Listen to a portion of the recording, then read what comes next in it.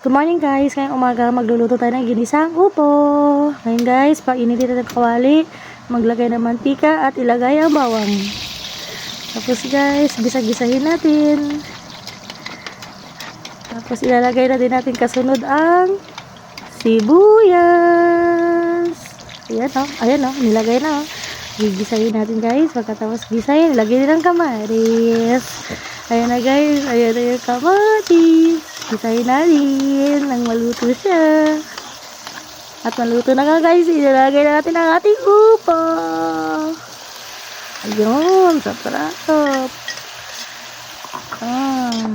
Haluin natin maigi para even yung lasa niya guys. Tapos ngayon, maglalagay na tayo ng toyo, pampalasa. Dagdagan pa natin konti. Tapos, pampalasa, secret, ano daw yun? Bawal sabihin. Haluin maigi. Katapos yan guys, lalagay tayo ng konting paminta. Pangdagdag aroma. Tapos, haluin maigi. Tapos, ayun, boom, luto na. Ang sarong. Ngayon guys, hintayin natin at kukunin na natin. Lalagay natin sa isang plato. Ayan guys, luto na. Kain tayo. Bye-bye.